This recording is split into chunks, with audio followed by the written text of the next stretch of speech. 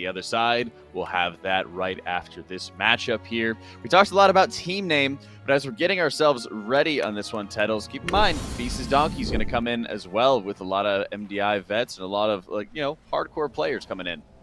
Yeah, and while they may not have the most MDI experience of any of the players, being able to adapt, put in long hours, being able to have just that level of practice that you can face sometimes is important. Pieces Donkey's running a Moonken who's playing Incarn. Do you want to say something about that? No, I think that's a good choice considering that... No, well, I'm not joking. I think Incarn is actually really good if you pull around the Moonken's cooldowns, because during Incarnation, Incarn is doing more damage than Soul of the Forest, right?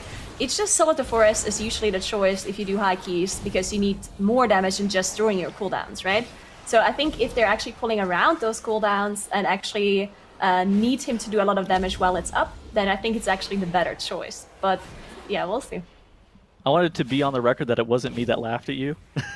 I know what you were responding to, but it was not me. They are also playing a Restoration Shaman, which is a new spec that we haven't seen this season. Restoration Shaman with playing Kyrian does a lot of damage with that Vesper Totem.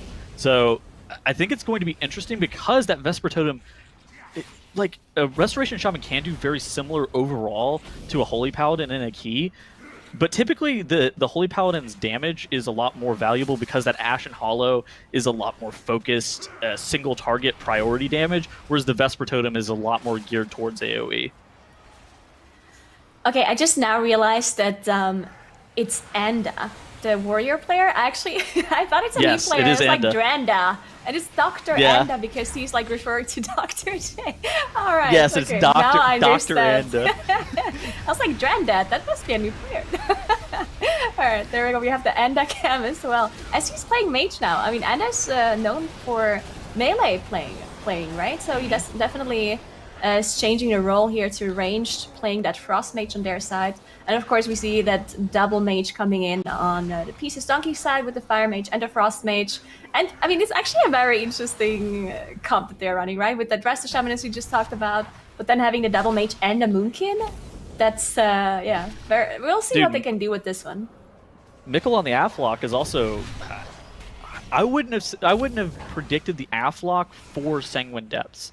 I feel like that is an unconventional pick that it wouldn't have been super high on the list of things that I would expect to see here. So I wonder how they're going to use it, because it is valuable for the amount of AoE damage it can put out, but you have to be able to pull around it and play around it in a completely different way. But team name is going to get Crixus down very, very fast.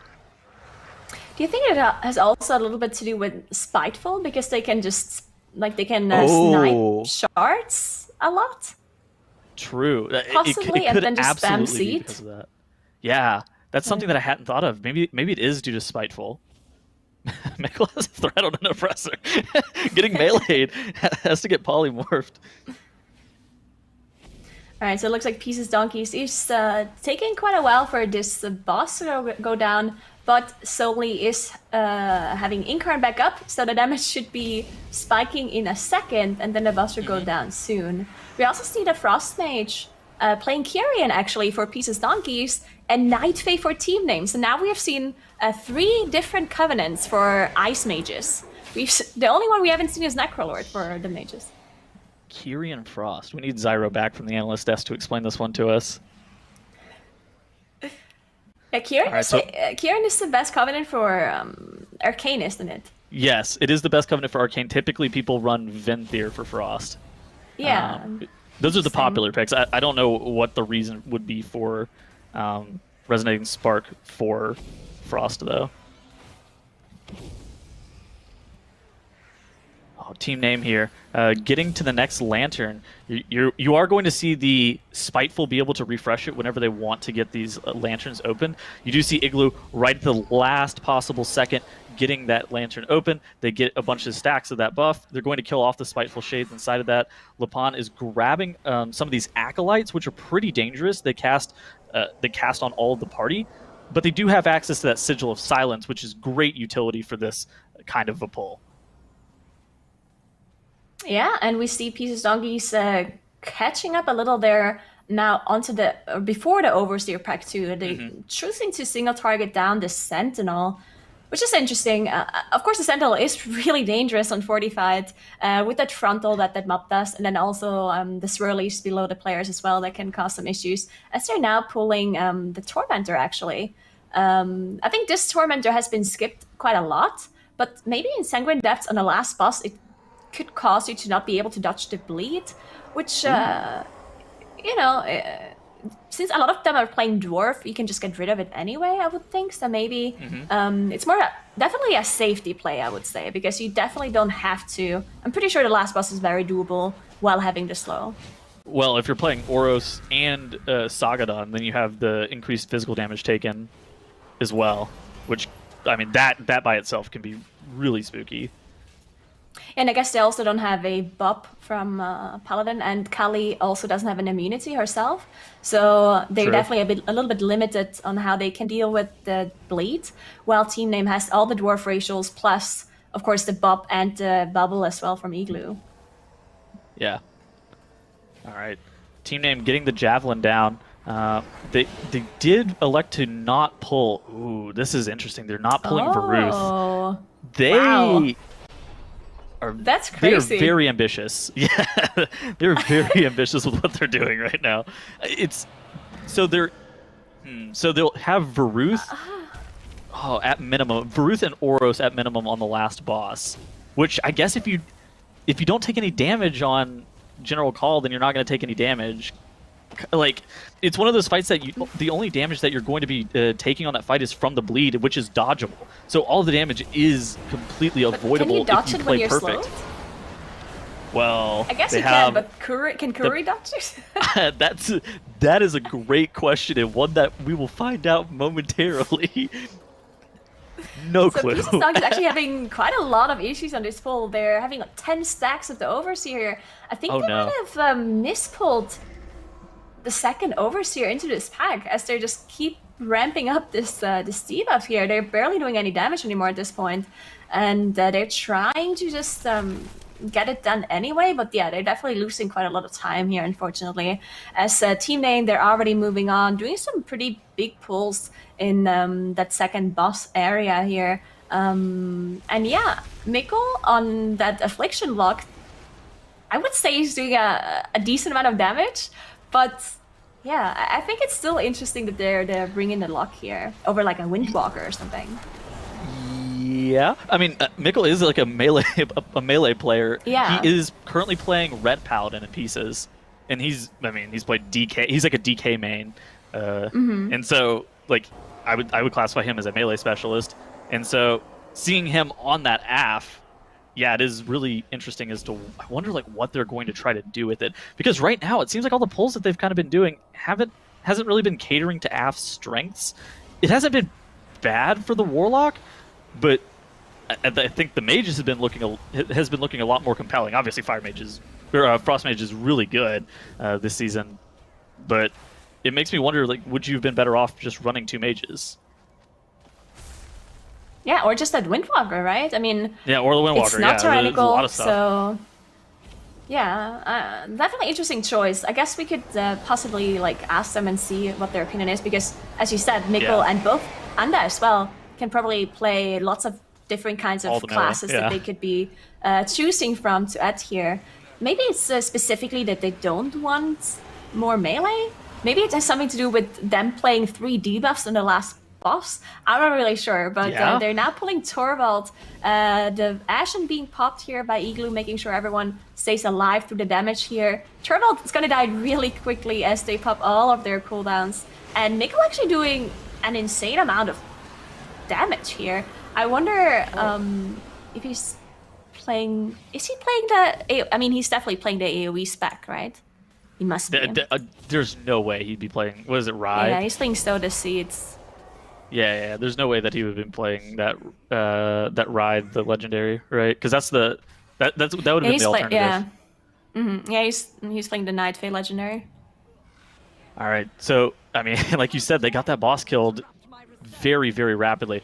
Ooh, Beryllia's getting pulled with all the trash in the room. They're electing to not pull Sagadon at all. All of this trash being pulled. This is one of the reasons that I think the AF lock is probably not that bad, all things considered. But as I say that, it doesn't look that great. Anda topping the damage meter here. He's not running around and collecting any of those orbs. He's going to commit his ice block at the very beginning here, making sure that the rest of his party can collect their orbs instead. Being a great guy, great friend. Yeah, it looks like, I mean, Mikkel used his cooldowns on Torvald, right? While Anda is committing the cooldowns on this boss. I think that's just the fact that they did a big pull back to back. So at that point they had to somehow adjust their cooldown usages, because none of these classes actually have insanely short cooldowns like, I don't know, like a Windwalker or something would have. So they have to definitely adjust their cooldown usage to make sure they get both of those pulls down, especially since they don't have the Ashen from Igloo on this one. Yeah, Igloo popping his bubble there. They're just rotating through their immunity sets. So they're doing something similar to what you would do on live, where instead of just FFAing the whole entire, like all of the orbs and just making some people not get more than 2 orbs and dying, instead they are just allowing everybody to get 4 orbs minimum and just popping 1 immunity. Because here they'll probably cold snap block. Like there's potential for them to cold snap block. I don't know if that's what they're going to go for here. Maybe they just YOLO this one a bit. But they were rotating immunities in a really great way. Yeah, okay, so it was 0 deaths still, right? So 85% trash, 0 deaths, third boss almost done. They're just blasting through this dungeon. Look at the time, 11 minutes. And Igloo going down, unfortunately, at the very end here. But thankfully, he can immediately release, so they only lose those 5 seconds penalty from the death. And they actually are pulling Sagadon. I think it makes sense if they have to slow to deal with this one. But then I wonder... then I really wonder why they're choosing to play this, because they seems to be playing solo, right? They're playing this one solo, so why not play Varuth solo? Because you get a damage power from that one, if you're going to be choosing one or the other. Maybe Sagadon plus Call the can slow one-shot you is just too with much. the dash. Call can one-shot you with the dash if you don't have the debuff. Where at least with Varuth, it's a 50% healing reduction, which isn't great, but you do have the dwarf racial to be able to counter it, as opposed to getting one-tapped by the initial application. Yeah, just dodge it though. Thank you. Words of advice from Mikura. That does check out. I think that's the best strategy. I would agree. Oh, stealthing by. Okay. Anda, hands off keyboard. Like Anda is stretching. Stretch. Yep. Auto run is engaged. Well. Yep. Perfect. Hydration. Very Staying important. hydrated. I love player so they're cams. going into the yeah, it's actually amazing to see their reactions as well as they're going into this gauntlet here. With the first pull being pretty big pull, we see some of the cooldowns being popped. Icy Veins by Anda on that Frost Mage, and also cooldowns by the Warlock popped as well. I think they actually just used everything here. Yeah, they used everything to make sure they get this done. Pieces Donkeys, they are catching up a little, but they're definitely quite a lot slower, even though they have the 2 deaths from that pull before that lost them a lot of time. They're generally just pulling things slower, right? Like they're definitely playing safer, making sure nothing is going wrong with any of those big pulls. Yeah, their biggest issue that I've seen is like their management for the lanterns is just a little bit worse than that from Team Name, and they were just playing, like you said, just like less aggressive strategies for how they were dealing with just some of the trash packs. And while it has looked pretty clean, it's been a lot slower. Yeah. And also their comp, I would say. I mean, as much as I would like Moonkin to be good in the MDI style keys, but they're just not very good. And I wouldn't be surprised that we don't see Moonkins at all from in the higher seed teams, because we haven't even seen it in Mists, right? That's usually a dungeon where you would see a Moonkin for the first boss, but it looks like the team's determined that you cannot one-face that boss even with a Moonkin possibly. So at that point, you don't need the extra damage there, right? And outside that's the only that would be the only thing where Venthyr cooldowns are incredibly strong, but outside of that, the cooldowns are just too long. Even though they are really good, right? Incarnation plus Ravenous Frenzy is like an incredibly good combo, but it's just a 3-minute cooldown, and you can't reduce it like some of the other classes can with like the Destro lock that we saw from Shell as well, where Infernal is a 3-minute cooldown as well, but you just have tools to reduce the cooldown on that one, and then it becomes viable in these kind of fast-paced keys. Yeah, so ultimately what Nagura is saying is that Moonkin needs a buff. Exactly. Yeah, that is. Yep. All right, team name killing off a couple of little Gargans at the very end of that Lantern activation to be able to just get the last possible frame extension on that, and now they have to just deal with this one Chamber Sentinel pack right before the final boss. They're looking to grab it with some of the other trash and some of these Hounds and Gargans and stuff like that are in this room as well. Ooh, are they going to pull it all on top of General Call with Lust? This would be a great pull for the Affliction Warlock.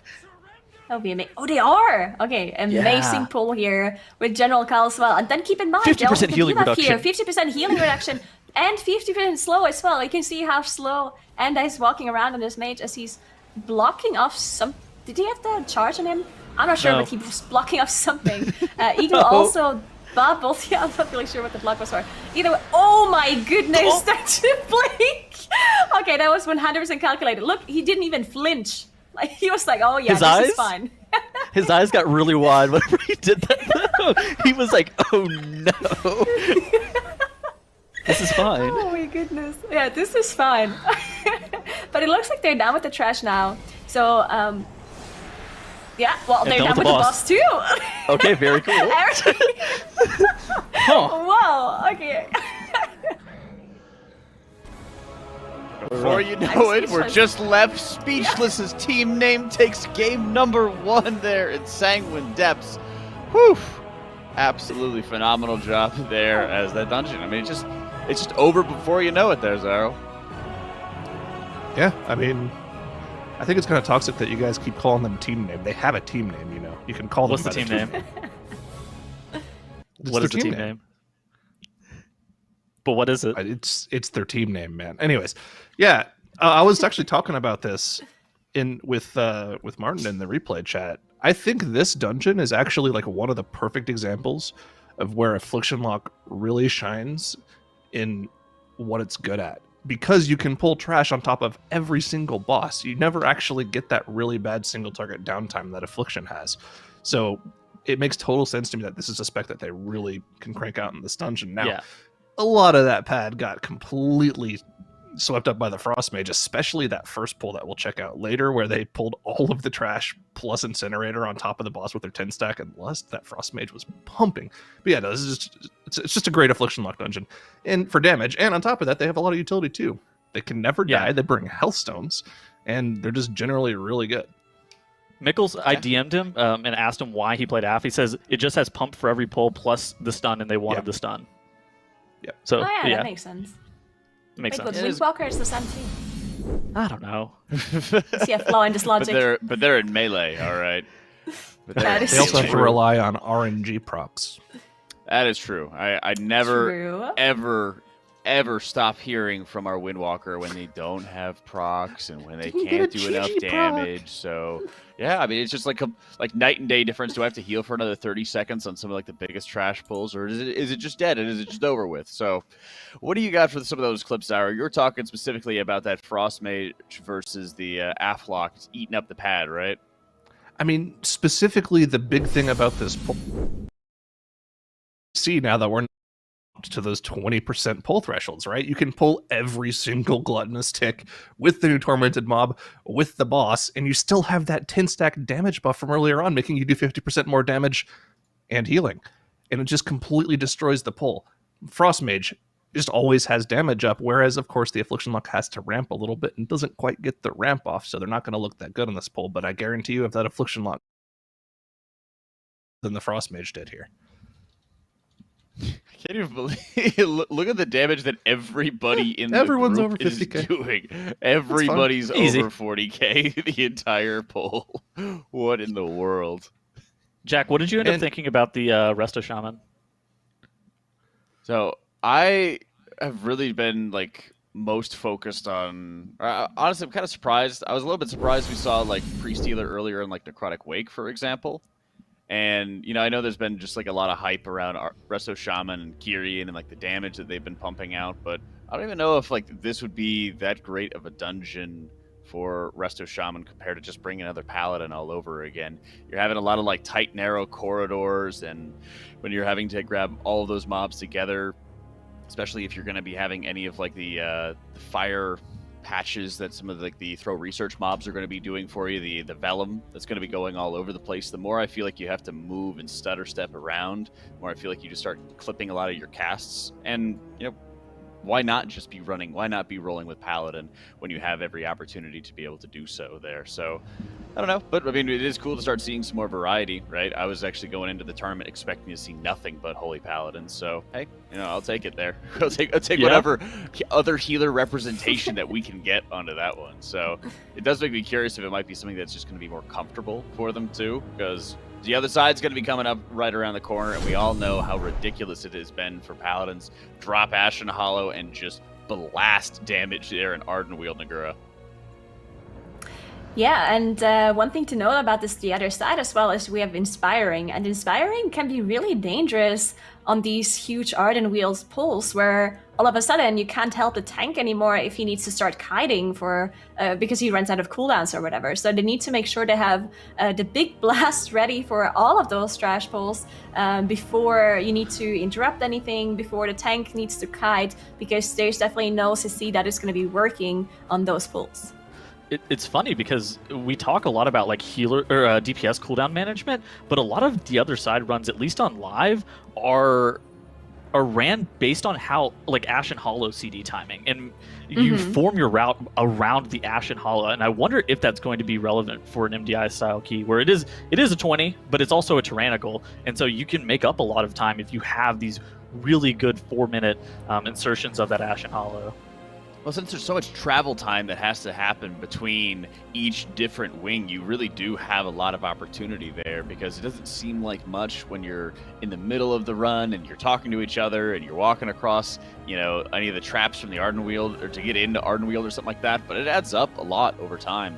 And I think that also just helps a lot of the Paladins, helps a lot of people who have very lengthy cooldowns to be able to get everything back on hand. And when we're looking at just live key affixes as well, Tyrannical, Inspiring, and Quaking, I believe it is, as well. So you just have that Paladin who's able to just lay down massive, massive damage and healing and support all the time to be able to help equalize that a little bit. So we've looked at, as well, just a big variety in terms of the routes. I know, at least for my group on live server, Zyro, we're going left side all the time. I'm not sure if that's the same thing that you guys have been running lately. What are you expecting to look at for MDI? Yeah, so like for live key pushing styles, something that's very common that I think a lot of groups have done is they go right side first to pick up that first buff, and then you wrap back around to the Arden Wield wing. Not we through don't the do trash, that. We're but weird. back through the starting area. That way you get both of your DPS buffs like right away, and that's really good for live key pushing. But I don't think that's ever something you're gonna do in the MDI. Dude, I've seen some live key routes that go Mechagon first for Ashen Hollow timing. They go around the circle.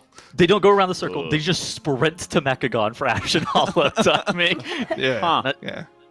Yeah, we did Arden Wield without one of the without the Incinerator buff this week or last week or whatever it was. It's the same thing for the Tormentor timings. I hated that because I didn't get my Sanguine like AoE power or anything, but it was quick. I feel like if you're running a circle and a half in this dungeon, regardless of how many powers you get, it's almost always going to be a mistake for an MDI style key. Yeah. Because you don't really get as much from the powers. Mm-hmm.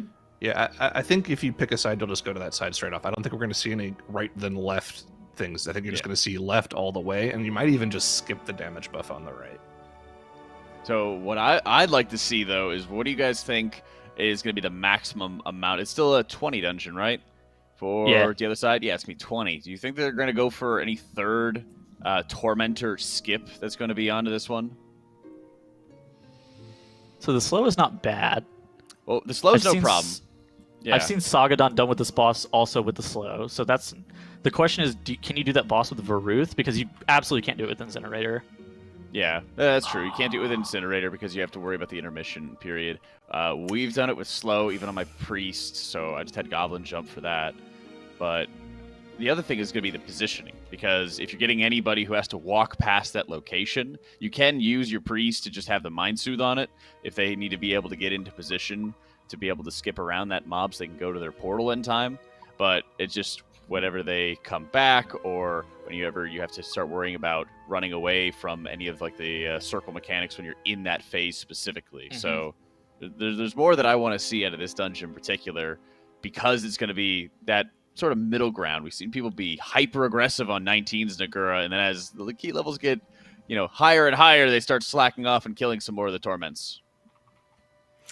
Yeah, I mean, I would be surprised if we see 3 of them alive for this dungeon specifically. But then one thing that I was wondering about, because in this dungeon we've never seen any trash really being pulled on top of bosses, except on the last boss we sometimes saw like 1 trash bag being pulled. But now without Pride, it's totally doable to pull a lot of trash onto bosses, and I think we might see that, and I think we might also see a lot more trash skips in possibly other areas, and do like basically the whole Ardenweald area, and maybe just pull some stuff there on top of the boss too. It is difficult because it's tyrannical, but I think it's totally doable and efficient as well if you can just pull a bunch of the Ardenweald area on top of that boss.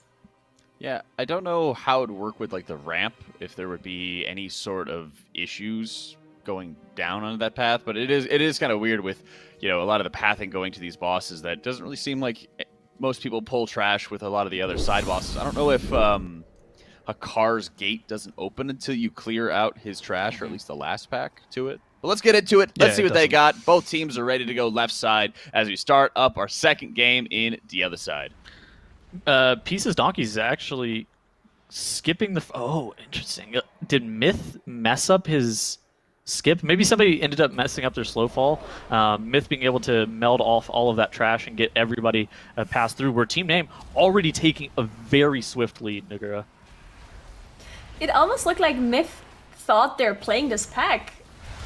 Yeah. He just jumped in so confidently, and he was like starting to tank everything, so I was like, huh, they must be playing this. And then all of a sudden he shadow melted it off, so I was like, oh, interesting. But yeah, so they're now on the same pool as Team Name.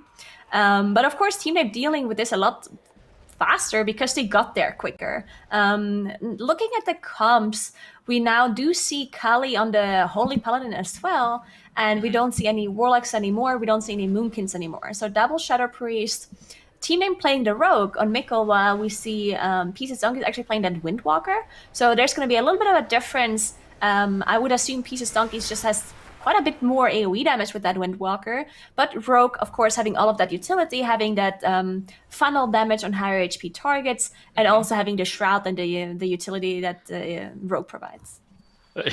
Rogue's utility is always so good, and especially whenever they're doing stuff like this, where they're pulling Executioner Varuth with all of this trash. The Rogue is just going to be sitting there, funneling all of their damage into Varuth. Same with the Frost Mage. They're all just going to be hitting that mob and passively cleaving down the rest of the trash.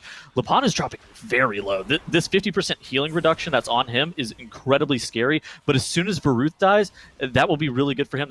He has that Sever Bleed as well, but all of that trash starts to die really quickly. And Team Name, they end up getting the pack dealt with. Mikkel, 5th place in DPS. This is a sad day. He was providing it's probably all single target damage, right? I would assume. So yes, I think it was still useful damage. While on the other hand, Pieces Donkeys, that Fire Mage that they are running was completely destroying this pack basically by himself, while the other 2 people were probably single targeting. And you can see the difference, right, between their comp. Because Team Name has the Rogue with the single target damage, Kuri was AoEing, while Pieces Donkeys, they have the Fire Mage and the Windwalker, so their Shadow Priest was single targeting Varuth. So that's why you see the difference in DPS there. Kuri did a lot more AoE, and that's why he did more overall damage, while the Mage was just like basically doing most of the damage for Pieces. Well, Curry is also playing Necrolord. Let me see what legendary he's running. But like Night Fae as a general rule helps a Fire Mage a lot. So you see Pieces Donkeys, Shadow Priest, they are playing that Night Fae. They're buffing up their Fire Mage friend. Whereas Team Name, Curry's going like by himself, like you said, he's just going to be doing a lot more just individual damage. And yeah, he's not even playing that. So he's not even playing the PI legendary, whereas you do see from Pieces Donkeys they are playing. I believe that they're playing that PI legendary. Yeah, so they were playing the double PI legendary. So it's a completely different style of that Shadow Priest. Whereas Curry, a lot more individual focused. He's going to be doing substantially more damage. Pieces Donkeys they're running 1.5 fire mages, kind of, is what the Shadow Priest equates to. Yeah, and you can see how much they're struggling here in these pulls with the tanks, both of them proccing that cheat death, basically. And look at all of those stacks from the birds here. Just insane amount of time. Miffy's not able to tank them anymore. He's just running around, kiting in a circle, which, of course, just costs you so much damage. If the tank has to start kiting, all of a sudden you lose damage from the actual tank, obviously, but then also the healer and the Windwalker just has to keep running after the tank, and the mobs are spreading out, and that's why it took them so long to actually finish this. And it looks like Team Name is doing one of those pulls that I talked about. They're pulling basically half the Ardenweald area into the boss. There he goes. Cyaxa is being pulled. They saved their bloodlust for this specifically. And keep in mind, this is inspiring. So none of these mobs actually can be CC'd. And Lepan does not have cheat death available. So they have to be very careful here to make sure Lepan stays alive. Yeah, Mikkel is very swiftly changing his damage meter to damage dealt to dealer Cyaxa, making sure that he's on top of at least 1 meter. And he probably will be, right? Yeah, it's interesting that Enda is playing Night Fae on that mage. It's not often that you see Night Fae on a Frost mage, but it's not bad AoE is the deal. So I think that's the biggest thing, is that it's really just not that bad of an AoE ability. That's the only reason that it would make sense. Now Anda looking at Mikkel's position on the damage meter, seeing him at a balmy 16k, laughing at him.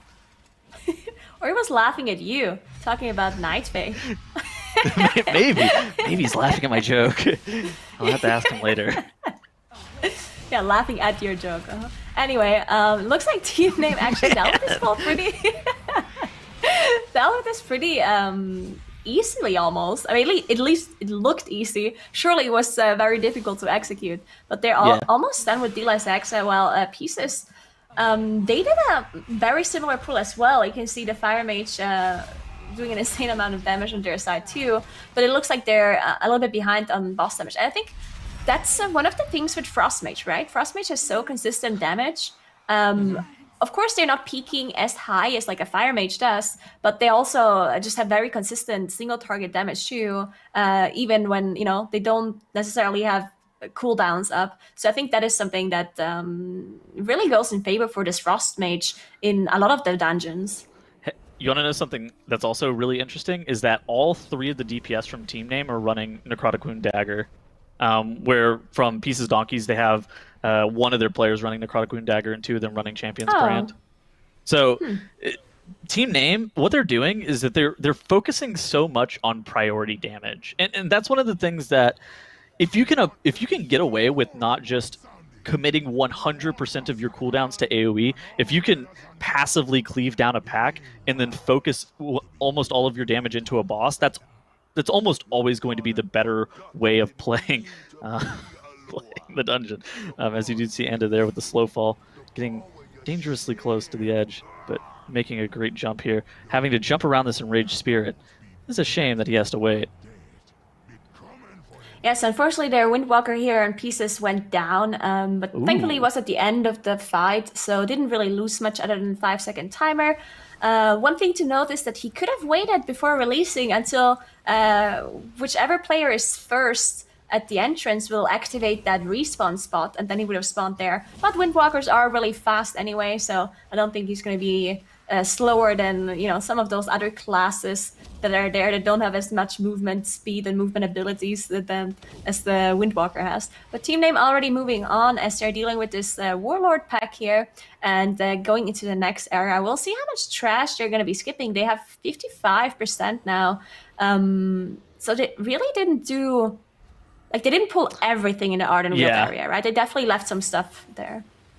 Look at this. They're skipping so much in this area, though. I bet they reshroud out of this invisibility potion. So they had their whole entire group pop their invis pot, and you see Lepan leading the charge. He's going to get there and get that engineering button to turn off all these slimes, and they re-shroud immediately out of those invisibility potions. That's super important, because if you accidentally pull those robots, they will global combat the whole entire group. So everybody here, getting prepared to pulse double lubricator into these 3 little slimes that you see. Oh, actually so they're delaying a little bit. They were getting the first round of kicks on the lubricator before they pulled the oils. Cool. Yeah, there's actually a lot of interrupts required for this pull. The lubricators have a heal and the lubricate that needs to be interrupted. And then these oils, if they don't get interrupted, that can be a huge amount of damage on the group. But that's where the silence sigil from the Vengeance Demon Hunter is really crucial and really nice. So you can see it has silenced all of those mobs. And then the Fear coming out as well from Curry, getting one more interrupt in there. Ooh. And unfortunately, Cass going through, Lay on Hands coming out of Igloo to save Nickel here. And they should be fine finishing this off, but this is incredibly dangerous. If you've ever done a pull like this on live service, then you know if you miss a bunch of interrupts, then there's definitely no surviving that one. So well done by them. The biggest thing with the lubricator too is the debuff that it applies after it goes off. It makes you miss your it gives you 50% miss on all of your abilities, which is absolutely terrible. However, Team Name able to very quickly recover from that. It was only moderately dangerous, and now they're onto the Mana Storms. Ooh, Ashen Hollow coming out. Igloo's quickly rising in damage. And this is a great boss for Mikkel. Thank goodness. We needed a victory for our rogue friend. They're not getting the line through. Oh, there we go. Mikkel's just moving last second to make sure this then goes onto the boss here. But yeah, I think I do like the rogue pick I do too. for that funneling damage, especially since it's tyrannical as well, and they actually decided to pull stuff on top of a boss, right? I think they might also do that for the last boss. I doubt they will do it for Hakar. And I don't even... It's not possible, right? The door doesn't open? I would go ahead as far to say as it is not possible. Yes, the door doesn't open. You could back pull some of the trash into it. You are not going to pull any trash from that boss. That boss is... Especially since that trash is just really... Like, it needs to have interrupts and chain lightnings and whatever, so it's definitely not a thing, I would assume. And I mean, they do have the rogue though, so you never know.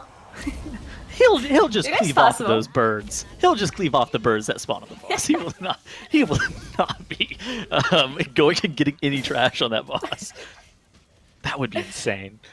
That would be insane. But what do we have the MDI for if not for insane pulls, right? True. This does check out. But yeah, I think this thing, like, a lot of people value just high AoE damage classes in DOS specifically because of the Arden Wield area. But the thing is, you only need so much AoE damage. At some point, it's not really going to speed up your pulse that much, right? If you bring 3 classes that all have just pure AoE damage and barely any like funnel or single target damage, then you're going to save like a couple of seconds on an AoE pull, but you're going to lose like a lot more seconds on this, minutes on single target fights or pulls where you have a high HP target. So bringing a rogue that has funnel damage on top of that frost mage as well, I do think it's really smart for this dungeon specifically.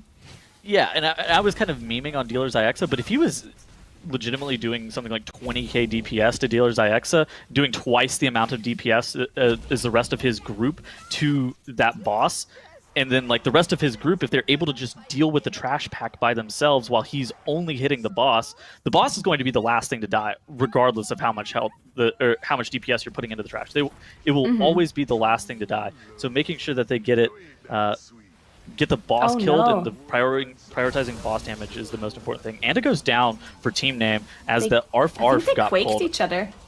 Oh, is that what it was? Are they gonna battle res him? Okay. Yeah, there we go. So released. I wonder if this is even an intended pull as well. I mean, it has to be, right? Yeah, it has to be because unless they have like a shroud available here or an invisibility potion, they can't really skip this backwards. So you're right. It had to be it's intended. Not ready. You're right. Yeah, I don't think it's ready at this point, unless they decided to do like a just group wipe to respawn at the entrance, but that seems weird as well. So that's also bad. Yeah, but I wonder why they skipped this. It must be Ashen Hollow timings, right?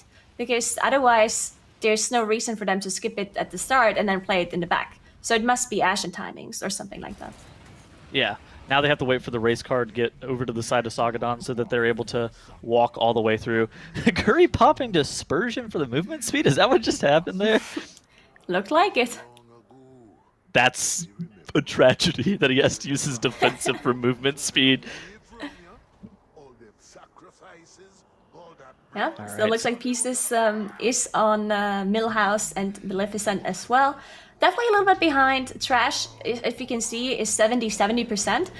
The difference though is that Pieces Donkeys did play some of the mobs that take you more time and give you less percentage. Like for example, this Enraged Spirit that Team Name is playing now, Pieces Donkeys has already played that. So you could say that they're not as far behind as it maybe looks, because Team Name has to catch up on those. But yeah, definitely a decent difference still in favor of Team Name. Yeah, so now they have Arcoleth here, which they're going to be pulling with this Death Speaker. This is a really dangerous pull. It's not uncommon to do something like this on live with Oros, but it's very infrequent to pull a Death Speaker with Arcoleth just because of the amount of kicks that you're going to have to get. Ooh, Arcoleth is now empowered and is probably going to spell steal that empowerment off, as you did see it come a little bit slow there, getting that debuff from the Death Speaker purged off. But like I was saying, the amount of kicks that's required here is really scary because you have to rotate kicks into Arcoleth, and it's normally 2 melee kicks. And at the same time, you don't really want the Death Speaker free casting into Lapan. So what's going to have to give here is Lapan is going to have to just take a bunch of these bolts from the Death Speaker, which, I mean, he was able to tank this whole entire pack, but that was a really scary pull for Team Name. And them being able to do it and make it look super easy is very impressive.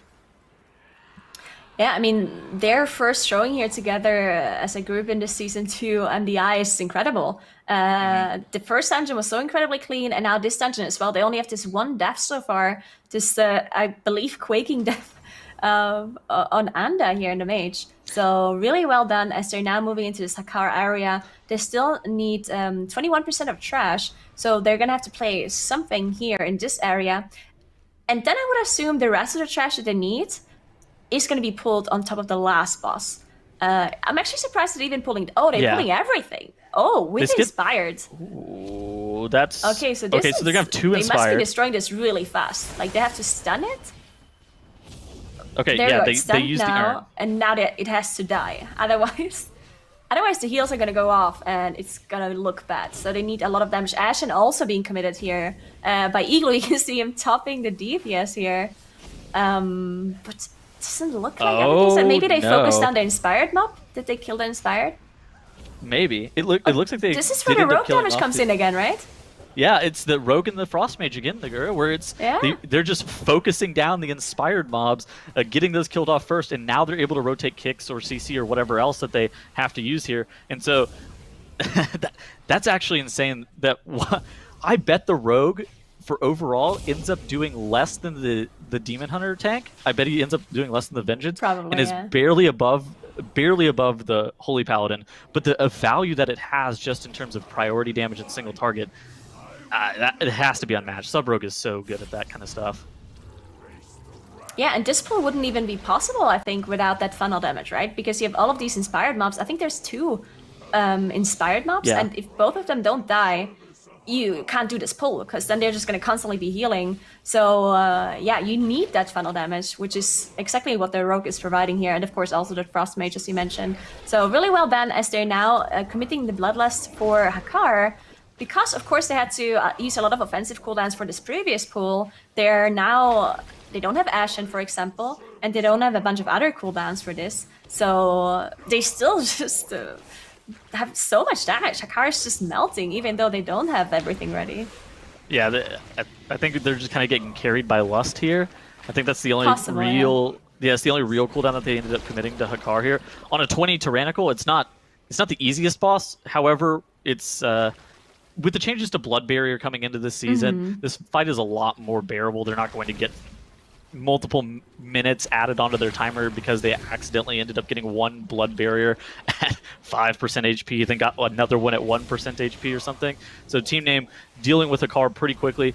And like you said, they're probably going to end up playing the remainder of the trash with Muezala. We do know that they have that trash that they omitted at the very beginning of the dungeon, and that's going to be the trash that they have left available to them. I wonder if it's going to be one of those cases where they're using the sub-rogue again just to funnel straight into the boss once more, just to make sure that that's a final nail in the coffin for the prio damage.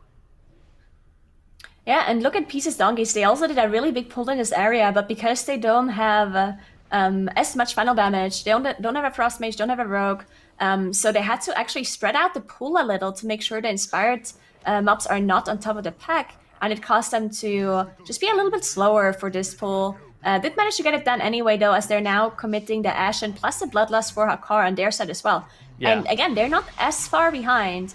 It's 10% trash on, of course, the boss, so team name does have to make some sort of mistake for Pieces Donkeys to catch up, but it's very possible that they do with the trash that they still have left to do. Of course, they have been playing really clean until this point, so I don't think they will, but it's definitely a possibility because of the dangers of this of the debuffs. First of all, you see the 50% physical damage increase, the 50% slow, and then on top of that, they also want to pull some trash here. That can be really dangerous.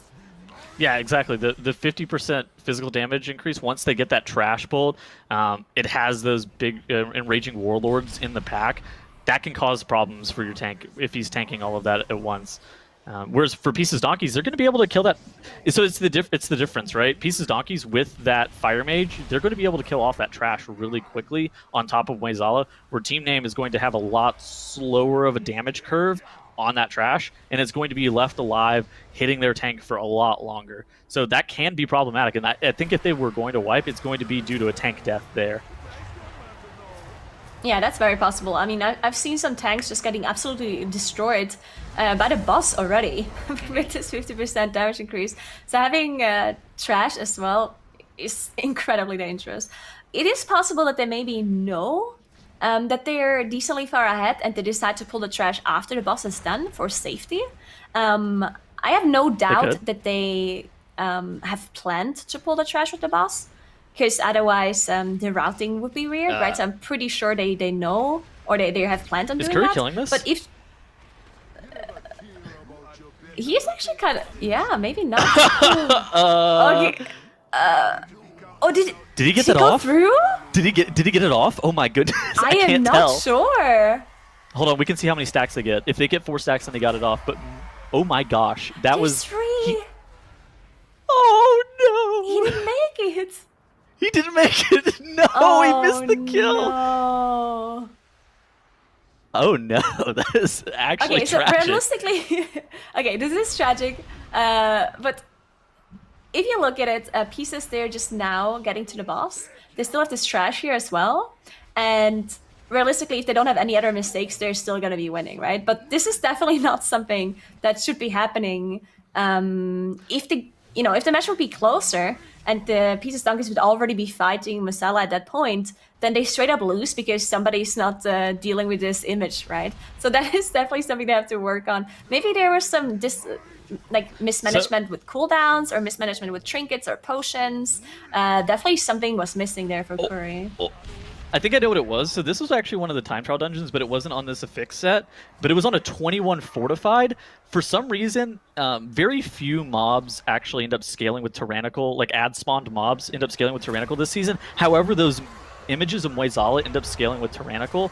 And so I wonder if Curry didn't realize how many CDs he needed to commit to that, because you saw him VE Void Eruption super late. On that ad whenever he realized he wasn't going to make it. I think it may have just been one of those moments where he didn't realize how much he needed to commit to it.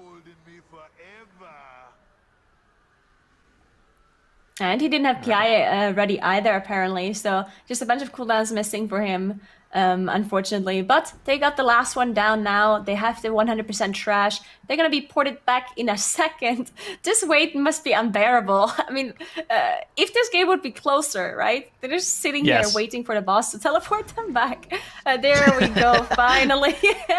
And now they can finish off the boss. But yeah, what a performance by Team Name. Even though they had this little bit of a slip up here at the very end, still incredibly clean performance by them. And winning their first series here against Pieces Donkeys 2-0 with just 1 death over those 2 dungeons. That's right. Team name coming out strong as they take that victory there, skipping 2 of the Tormentors at the very end, taking down Mozala and securing their spot for tomorrow in the upper bracket. They got to be feeling good about that. Congratulations, of course, the team name here, Zyro, as, you know, we've been looking to see